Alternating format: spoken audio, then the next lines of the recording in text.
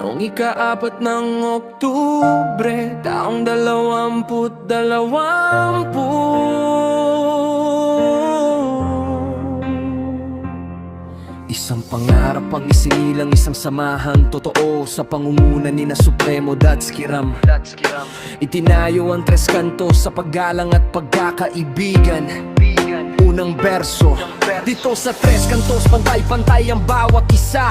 Walang mataas, walang mababa, iisa ang adhika. Kapag may problema, may kapatid na sasalo. Walang maiiwan, walang mapag-iiwanan dito. Respeto ang pundasyon, fellowship ang gabay. Sa bawat tagbang ng buhay, sama-sama ang tagumpay. Magkakaiba man ang pinagmulan at tahanan, pagkakaisa ang ating tunay na sandigan. Ano man ang unos na ating haharapin, magkakasama nating malalampasan din. Sa puso't isip, isa ang panata habang buhay na magkakapatid sa diwa.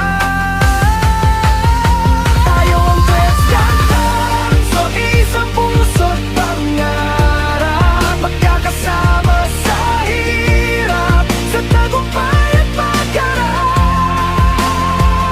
We rise together, we fall together. Sa bawat laban magkasama habang buhay. Wag naman iniwan, walang pababayaan. Lahat ay pantay sa ating samahan. Respeto at fellowship ang ilaw sa daan.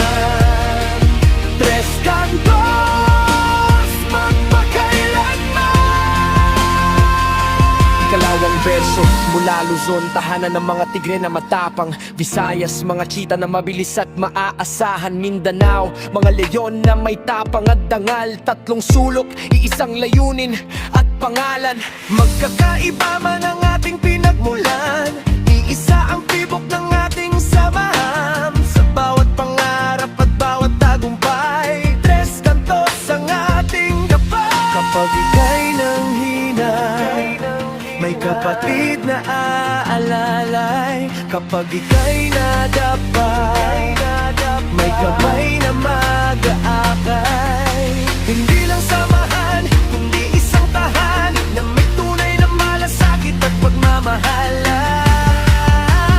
Tayo ang tres kantos, isang puso't pangarap, magkakasama sa hirap, sa tagumpay at pagharap.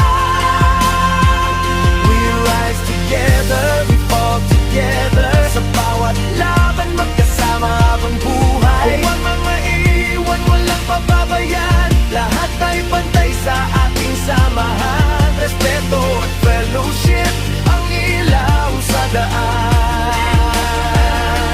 Tres kantos, magpakailanman. Noong ika-4 ng Oktubre, taong 2020.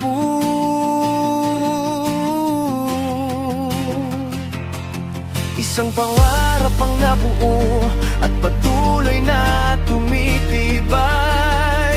Tres kantos, aming tahanan at pagkakaisa.